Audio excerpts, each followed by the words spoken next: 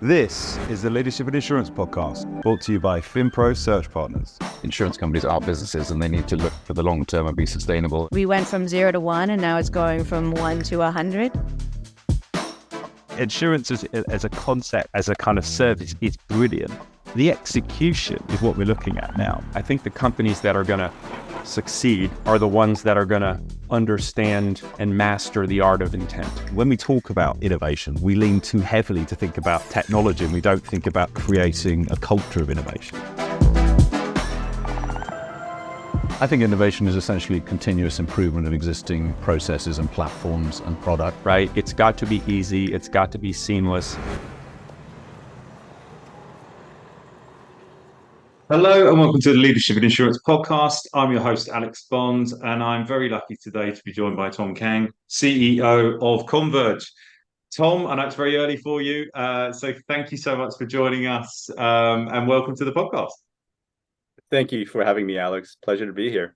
Yeah, no, thank you. So, look, we're going to talk all things cyber here. But before we dive into that, it'd be really good if you could just introduce yourself and obviously introduce the Converge business as well.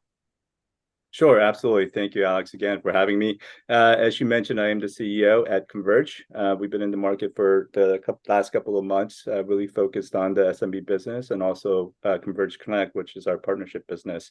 My background is really large carrier. I've had leadership positions, I'd say almost across the entire cyber insurance marketplace, from a claims perspective, product perspective, underwriting perspective. And during my tenures at large carriers reviewing the cyber insurance business, I really saw an opportunity to, I think, do something a little differently in the cyber insurance space across the first wave of the InsurTech MGAs, and also, where we can support carriers, large carriers, to really make headway in cyber insurance across risk selection, pricing, claims, across the board.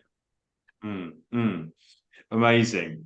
Thank you for that overview. I'd forgotten about that actually, and you've piqued my. I told you this before. I'm a claims nerd. We talk about this all the time, but you started out as an attorney and then claims and then product and then into underwriting. I'm going off topic immediately, so we'll probably get into trouble. But I would just want to know. This is a broader question than just talking about cyber. But what do you think that brings to the table when someone goes through that sort of attorney and claims piece first before becoming an underwriter? Because the sort of nasty in-house joke is that if you've ever worked in claims, you wouldn't underwrite anything. So what do you think it means and adds to you when you become an underwriter through that journey? I think there's a grain of truth in that. I think when you've seen sort of the worst case scenarios and the largest risks, and all the ways that things can possibly go wrong, I think it does give you a little bit of pause, and probably a healthy pause in how you think about risk and how you think about the information that you actually need to underwrite effectively. So I think I've been really blessed as part of that journey, because I've worked with tremendous folks across claims, but also with product, actuarial, and underwriters that have a very rounded view about risk. So, for example, when 15 years ago, it was really about lost laptops, right? And how companies were losing their laptops and losing sensitive information through their hard devices. Well, you have to think through, well, how do you help insurers get better in managing that risk? And ultimately, how do you underwrite to that risk to minimize the impact of that particular areas of exposure? And I think I've seen throughout my journey just how effective insurance carriers can be in providing advice, providing services, providing proactive approaches to managing risk to insurers that can ultimately be a benefit for the insured, but also help your bottom line underwriting process. Because I've always thought that about claims is we can write wordings and we can think about things but claims is actually how your insureds are actually interacting with the policy. How actually that's the kind of real world of how these things are happening. So it's particularly fascinating. Then you then go into product, and it's almost, if we had a blueprint of a insurance entrepreneur, I think you've been on that journey really, because see claims, see where it goes wrong, product about creating product, and then underwriting is let's say is the front line in terms of kind of business generation. It's the kind of perfect combination of getting to where you are now. I won't ask you to answer to that because that's me just complimenting you, and this it's a bit awkward for you to do so. So, I wanted to ask you about the way that you're approaching things at Converge, because I think it's an interesting trend that we're seeing. We've entered this world of kind of like risk prevention, risk reduction. And we've seen this across insurance, cyber particularly. We've seen a lot of kind of moves towards that. Health is obviously on a kind of individual basis. We've seen a lot of that as well, kind of encouraging people to go to the gym, etc. But helping insurers lower their risk rather than paying claims. What you thought this meant for the broader insurance world? Because it's almost like a change of culture to look at it from that perspective. Mm.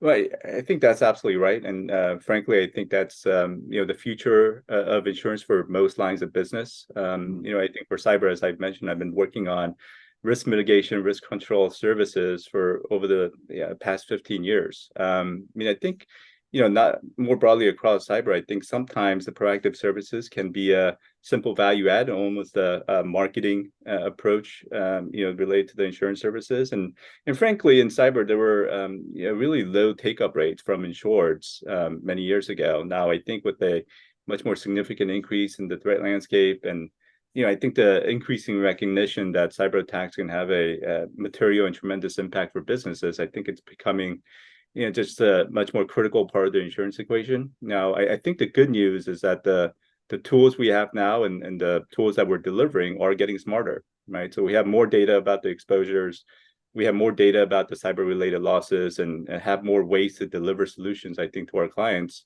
in a more efficient and sort of low friction manner. So we can pinpoint vulnerabilities, for example, with scans and offer low-cost solutions to fix those vulnerabilities. So I think we can also, provide the right insurance incentives for companies to, proactively address those vulnerabilities. So I think that's been really a leap forward, certainly in the cyberspace, in trying to help companies manage their cyber risk. Now, I think across the board, and if we take a step back, I think this will continue to create tremendous value for all parties involved, whether that's the insureds or the carriers. I think it'll ultimately, grow the premium pool significantly, and ultimately, I think these will result. The risk control services will result in a positive impact for the sector generally. I think the friction point was an interesting one for me to reflect on. SME business owner, want to be protected for cyber, but previously they were very kind of, they weren't consumer friendly. They weren't user friendly, and I remember having early kind of calls where basically stopped everything happening. So and there was lots of, it's the classic thing of you want these tools to be embedded in your processes. You want them to work in the background. You don't really want to have to think about it, because otherwise insurance and risk prevention becomes a thing that you have to build in to your day job. And you don't, do you think it's fair to say people don't really, it's a classic thing of insurance, we don't want to think about the risk? Oh, I think that's absolutely true. And I think you just mentioned the small business sector. And I think it's especially true for the small business owner, right? They want to do their work. They want to run their business, not worry about risk, and certainly a specialized risk like cyber.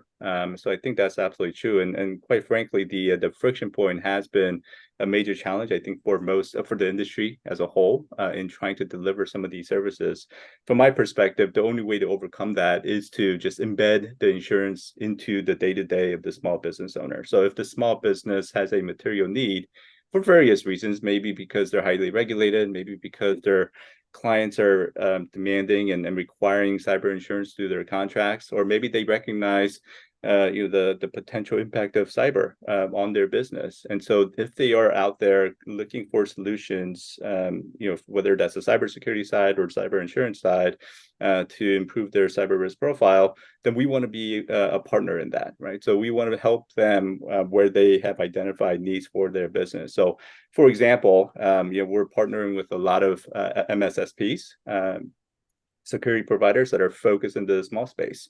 So they're able to deliver a easy button way to approach cybersecurity. And if the small business owner is interested in those type of services, we want to bring insurance to augment and to provide a better solution for their risk. And so we want to be where the small business owners are. We want to sort of add value and enhance their experience wherever they see the need, versus I think in the marketplace, we've certainly the cyber insurance space, I think sometimes we've gone the wrong way, the opposite way, where we say do this and you get better premiums or better insurance solutions. We want to sort of flip that on its head and say we're here for you, and if you have identified the need and you have a need, then we want to come in and enhance that experience for you.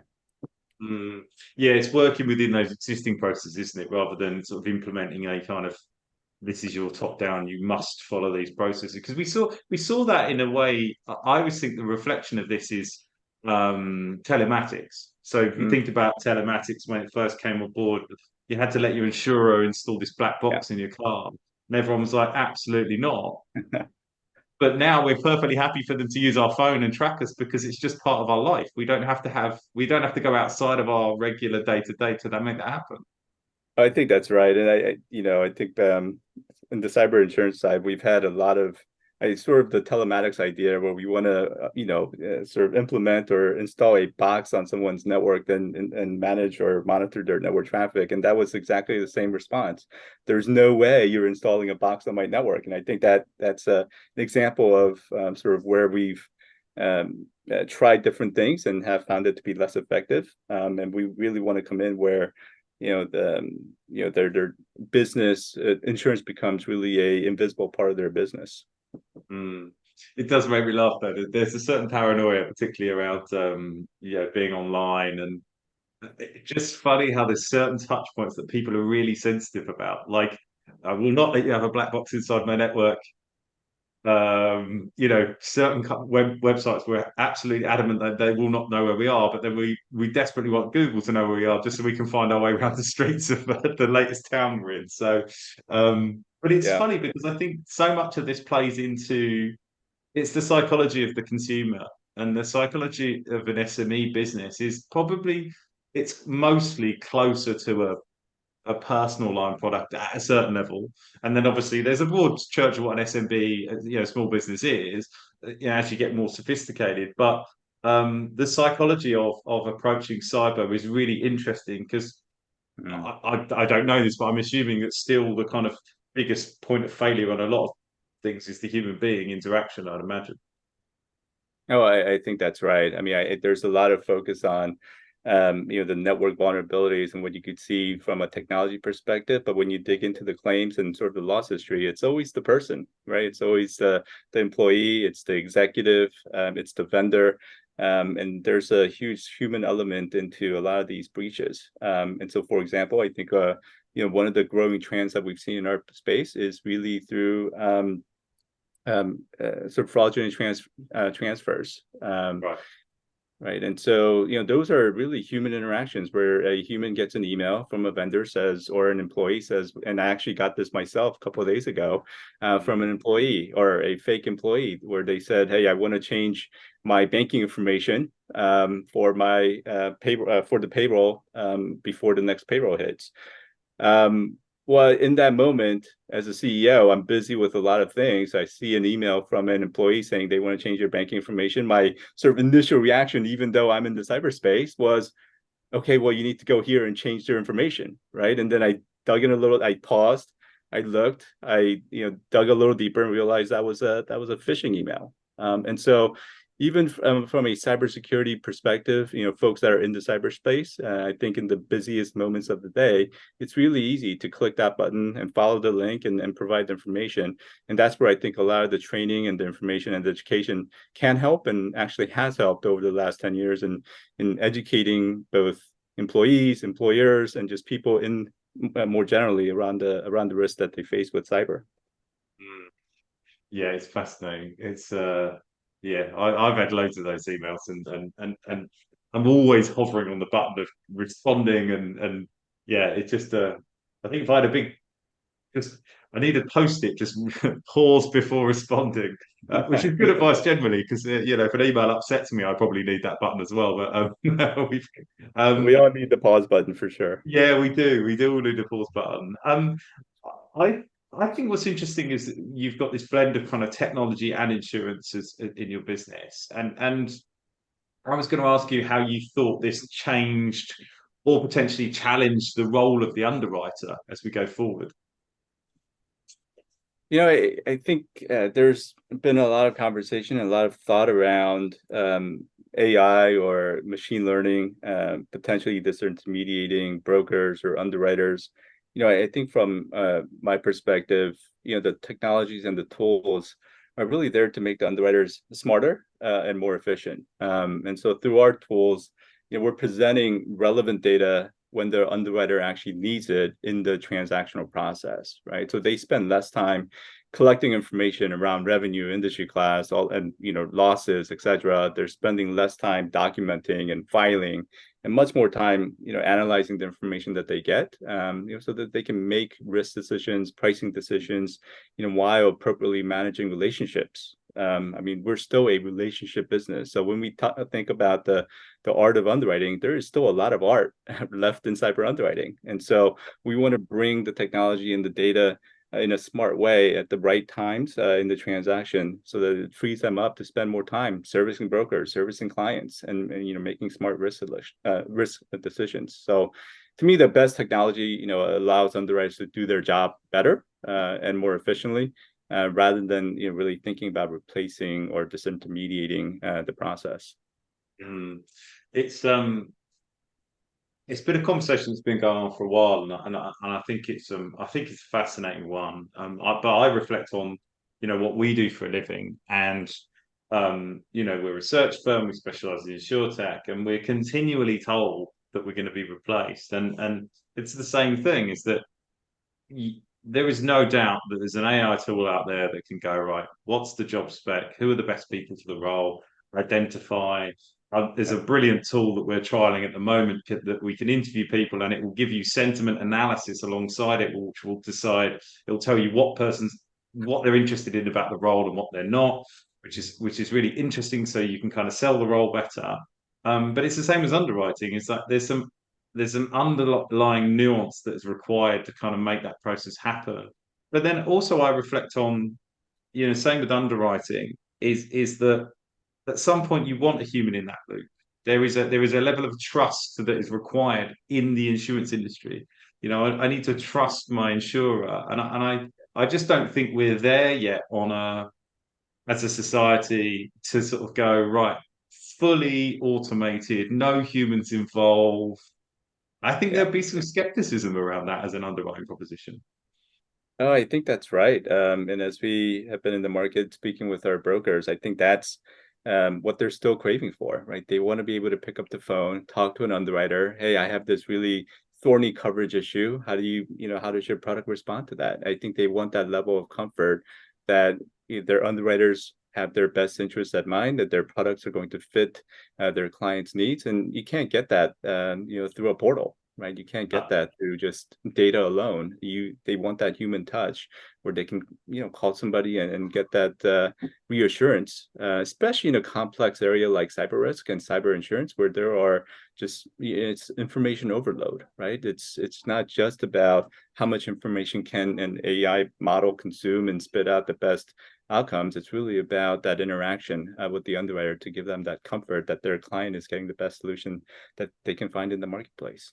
Yeah, yeah, there's so many services like now that there is no way to speak to a human being, and you think it's so frustrating because it's fine when it works. It's when it falls out and there's a problem or there's a unique anomaly there. It's that ability to pick up the phone. I think it's still important. So I always think it's heartening to see that insurance is evolving. Better tools and businesses are coming online, like your own, and it's still heavily invested in the people. I wanted to talk to you about people as well, because someone that's been in the cyberspace as long as you've had. My role in the talent industry, I think we've been slow in attracting like sector-specific educations to our team. So, like, I don't know if you would agree with that, but for example, took a long time to see cybersecurity experts working in the insurance industry, longer than I thought it should have done. I don't know if you thought the same, but that was something that I've always observed and thought. Well, I can't argue with you that it's been maybe a slower process than we'd all hope for, but I'd also say that's insurance in some ways. I think there's been a tremendous amount of effort to bring sector-specific education to underwriters over the years, though. I think there's been more collaboration generally across information security teams and cyber underwriting teams than I think I've ever seen. We've also created new positions within risk control, within risk engineering, specific to cyber. We've created new positions, new centers of excellence to bring that sector specific knowledge together with the insurance functional area. So I think there's been a lot of progress, and encouragement and investment in underwriters getting smarter about both security and privacy. So I think there's been a lot of progress, but to your point, I think there has been a lot of challenge, right, in the talent space, both across cybersecurity and cyber insurance. Now, I think we've been blessed in finding sort of our director of cyber that has a tremendous background in security, incident response, and also in working with underwriters. But that's generally a fairly difficult proposition to find. So, I mean, I would love your sort of expert opinion on this too. Alex, but it's, I think, to me, one of the biggest hurdles has been just finding the right talent to across cybersecurity and insurance to bring someone with that type of domain expertise into the space. I think there's just continues to be a lot of movement in talent in both sectors. I think there's still a shortage of talent in both sectors, unfortunately, and I think that's been part of the barrier. Mm. Yeah, I mean it's definitely been a hotbed within insurance in terms of you could have made a lot of money just specializing in cyber insurance recruitment for quite a long time now.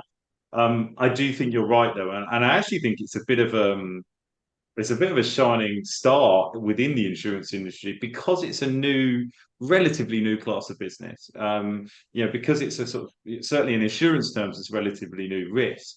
There's been a lot more effort to understand it, so that's meant proactive attraction of cybersecurity, cyber risk individuals to come into insurance, creation of new roles. And I look on that and I think about other sectors which are kind of very tech heavy. I'm thinking of, things like engineering. I think aviation's done it for quite a long time. There's always been quite a lot of aviators. Marine is always traditionally, but there's lots of classes where I'm surprised that you look at these sort of senior underwriting figures, you went, no one's ever worked in these fields. And that's not to say that you need to, because you're looking at it from an insurance perspective, and it's not the same as necessarily being within it. But it's a really interesting challenge because as the risk evolves, and particularly cyber, because it's so constantly evolving, I think the makeup of insurance teams within cyber just have to look different. They have to have different skill sets in them. But the obvious challenge is you're then competing on roles which are not even in the insurance sector. So benchmarking them is very hard. It's very expensive to attract cybersecurity individuals, full stop. So that's a challenge. Absolutely right. And I think you're also looking for cybersecurity professionals with the soft skills as well, right? Yeah. Can they speak with brokers? Can they talk to other underwriters? Can they, have a conversation with actuaries in a way that makes sense and claims folks? So, I think certainly the hard technical skills are hard to find, but also I think when you add the layer of the softer skills that are necessary to be a successful underwriter, I think that sort of adds to a layer of difficulty there. But I do think, and because for those reasons, I think we've tried to do a more homegrown approach, finding recent graduates to come into various areas of the insurance company, whether, again, as I mentioned, whether that's claims or risk control and risk engineering, centers of excellence or underwriting. We want to really do a more of a homegrown approach, I think, to me, in managing our talent and managing our talent pipeline. So we have to get to and this is my personal view. I think it may sound a little crazy, but we have to start really young, whether it's middle school, high school, and certainly at university levels, teaching folks about and educating folks about what insurance is and what cyber insurance is, and getting them interested in the cyberspace, even if cyber insurance is not something they have ever thought about. Bringing that sort of opportunity to their attention And starting early, I think, is one of the keys to building out the talent pipeline over the certainly over the next decade. I think you're right. I mean, I don't think it is crazy because I always think about when you're younger, and if you speak to people that work in insurance, they usually there's a parent or there's a family member that worked in insurance, which is why their awareness. I mean, the role of the actuary is the one I always think of. At school I was very pretty good at the math side of things. Never occurred to me to be an actuary. Didn't know what one was. It wasn't until I was actually working as a headhunter by the time I even knew what a headhunter, where an actuary was. So, it is an education piece. And then if we're talking to people in cyber or who are doing, let's say engineering or something like that, which would be relevant to the space, have they thought about that as a field? Do they have soft skills? And as much as it's kind of going to be, I'm sure the flow of talent from that might not be as smooth. It may be, and particularly because insurance is a much bigger industry than people think. I mean, we have this with my team. I bring people in, and I can't remember where it fits, but I think if insurance was if it was the gross national product of a country, it's certainly in the top five. I think it's in the top three. Yeah. And it blows people away when they're graduates. They have no idea the scale of it. I mean, why would you? No, absolutely. And, I think when you just say insurance becomes a challenging conversation, let's be honest, with the younger folks. But I think as you get into the details of the opportunities that are available, I think their eyes start to light up. So I've been, and Converge has been sponsoring and supporting cyber insurance conversations with university students. And, I think part of the way that we've been able to make headway in these conversations is not just starting with insurance and trying to explain what insurance is, right? But all the plethora of opportunities within the insurance sector. So, whether you are an engineer, an actuary, as you mentioned, whether you're in sales, whether you're in finance, there's an opportunity for them in the insurance sector, right? And I think once they get in, there's a lot of opportunities for them to not only build their career and build their business, but also add a lot of value to the industry, which again, from a cyber insurance perspective, it is absolutely critical, certainly over the next 10 years. Yeah, I completely agree. I wanted to ask you about, cyber is kind of a heavily populated field, particularly in investment in insurtechs, and there's been lots of kind of variations on it. So, I wanted to, and this is me tossing the ball very, very gently to you to knock out the park here, but I do want to know what does Converge do particularly differently? What's unique in your approach? And because obviously the investment markets agree with you, because in a tricky climate, you obviously raised a pretty sizable Series A earlier this year. So congrats on that. But what do the investors see that's kind of unique about your proposition? Well, thank you very much for that. And I think it really is a testament to a lot of the hard work that the team has put in, and ultimately the outcomes that we've been able to achieve. I think first and foremost, we are a bottom line focused, insurance first MGA, and believe it or not, I think that's been a strong differentiator for us in the marketplace. So we're bringing together certainly the data, the technology, the efficiency, and the cybersecurity, but with a focus on bottom line underwriting and with a focus on insurance, know-how and insurance relationships. And so specifically, it means that we have a very unique underwriting approach, right? We're not just focused on initial access and how did bad actors get in that we can identify with scans, but we're also tracking probability and severity of every action that an attacker may take within a network that leads to an insured loss or leads to some sort of business impact. So with our modeling, we can pinpoint where the bad actors are focused. We can identify the vulnerabilities most often exploited by any particular group, and then ultimately where companies should invest in cybersecurity to minimize business impact. So I think it's really the underwriting focus that we have differentiates us from some of the other folks that are out there. I'd say the second differentiator is our data. We're not just focused on, as I mentioned, just the outside in scans and information from an insurance application, but we're also leveraging what we're calling inside out data, right, from our security partners to map across the underwriting and the claims data framework. So we've invested heavily into our underwriting platform, our scoring, our pricing, our claims platforms, I think in a way that I haven't seen in the industry. Now, this not only makes the underwriting process more efficient, but also, really reduces the feedback loop, the time for the feedback loop from, loss activity and to underwriting decisions. So, I think from an underwriting approach, it's very different, but we want to turn all of that around and provide value to our brokers, to our insureds. So we do that by making it certainly easy and more affordable for our customers, but also, as we discussed previously, that allows us to really pinpoint where the investments ought to be made to get the biggest bang for your buck. And when a small business decides they want to invest in cybersecurity, we can give them insights into where they should make those investments.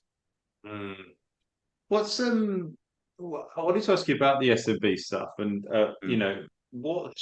what's unique about the challenges that SMBs face when it comes to cyber risk? Because it's very different to a large corporate entity. Well, I would say managing cyber risk is hard, even for large companies, even the biggest companies. I think it's really hard. But to your point, though, it is especially challenging, I think, for small and mid-sized businesses. We know, and I've seen more than 60% of SMBs are targets for cyber attacks, right? And many of them go out of business, quite frankly, after a cyber attack. So, it's not a fair fight. I don't think it's been a fair fight for small business owners versus some of these cyber attackers. As we've talked about, they have limited resources, and they want to spend time running their business, not worrying about cyber risk. So, I think there is a real demand for meaningful and affordable cyber solutions, right? Especially in the SMB space. And so I think, in order to deliver and, again, meet the customer where they are, to put the customer first, I think the insurance carrier, right, not only needs to understand the exposure and understand the risk, but they need to be able to deliver solutions in an efficient way, in an affordable way that really embeds itself into the small business owner's, day-to-day life. So we're, really focused on, lowering that barrier for small business owners to access security products, to access cyber insurance products, through our partnership programs, and just making it easier. I mean, I think that's always the key. You have to make it easier, make it more affordable to get them the needed coverage. And just to clarify on your distribution model, brokers and partner relationships, that's the route, yeah? Yeah, I think that's right. It's open brokerage. So to me, it's, again, make it easy, make it flexible, make it easy for anyone and everyone to access our products in the way that they want to interact with their insurance programs. And so certainly, if you have a broker and you want to come to us through your brokers, we can do that. Absolutely, it's open brokerage. But if you have a cybersecurity vendor and you're already doing a lot of work in managing your cyber risk through a vendor, we can work with that vendor, get the data that we need from that vendor, and offer, better than market insurance solutions. So like I said, we want to meet the small business owner wherever they are in their process and trying to manage their cyber risk. I need you to have a word with my accountants, Tom. They're trying to get me to change the way I do things. I'm really conscious of time, but I thought this was an interesting point that I always hate this. I'm trying to reference another podcast we did, but I can't remember. But I was having a really good conversation with someone about competition and actually the importance of competition. Because something you mentioned there was about, people have gone out of business through cyber attacks. SMBs have gone out of business through cyber attacks. I don't think enough people know that. And one of the things that I think is positive about people competing in the cyberspace is you're all sharing the burden of educating the consumer. Do you agree? It's quite a positive time to be in cyber because there's quite a lot of people there, and you're sharing that burden, or is that just my madcap theory? No, I think that's right. I think education has certainly, in any new line of business, as you mentioned, cyber is a relatively young line of business. And so I think anytime you're introducing new solutions, new products to address, quite frankly, a very new exposure, there needs to be a lot of education. And so I think there's been a lot of effort and a lot of progress made across the industry in trying to educate not just the insured and the brokers, but also underwriters, as we mentioned. And so I think that's right. Absolutely, competition helps in bringing education sort of more fully into the space. But I think at this stage of where the market is, it's almost information overload, right? I mean, I think most companies, the problem isn't the lack of access or lack of information out there. I think the challenge is that there's just too much information out there in some regards, and most companies, certainly small companies, are struggling to figure out what their real exposures are. Again, where to really invest their limited resources. When you just Google cybersecurity and you end up with 1,000 vendors that can provide, services that you think you need, well, how do you pick the best one? How do you know which one, where to invest? How do you know, where you're going to get the best bang for your buck? How do you know which vendor, which insurance carrier is going to actually meet the needs that you have? And so I think that's the education that we're bringing to our customers. It's not just about providing resources and best practices and the information out there about cyber risk and our policies, but it's making it easier for companies to identify the best solutions. Right? Out of all the options that they have, how do I know which is the best? And I think that's where a lot of the modeling and the data and the education is really focused, where we're focused, to help our customers make the best decision possible. Yeah, I made a very flippant joke about accounting, but it's always the thing that I come back to in that, if you ask me to find you a CFO for an insurance company, sure. You ask me to find a good accountant for a recruitment search practice. I don't actually know what one of those looks like. So if I go and Google it, there are hundreds of accountants and there's hundreds of accountancy software, but I don't know what's the best one for me. And I think cyber is a more complicated version of the same problem in that you're a business owner, you specialize in my place, talent and search, but I'm not a cyber specialist. So knowing which tools are right for me and again, I think that leads into kind of that broker distribution model. And we're not SMBs particularly aren't particularly broker friendly. I would say in the UK, I think it's slightly different in the US in that, and we underplay how important that is, but kind of getting that expert advice that can kind of steer you is hugely beneficial. And yeah, we certainly don't appreciate it quite as much on the SMB sector in the UK. I don't know if it's the same in the US. I think that's similar, and I think that's where the human element does come into play. Yes, again, we can present the information, we can present the data, but I think just being able to see somebody or talk to somebody, I know this sounds really passe maybe at this point, but picking up the phone, right, and dialing, having a conversation. I think when you are dealing with a complex areas of risk, that still has, I think, a tremendous amount of value. Yeah, I completely agree. Tom, thank you so much for being a guest on the podcast. I really enjoyed that conversation and I knew it was going to, and it's always, it's close to my heart. One, because you started like all the good people do in the claims sector,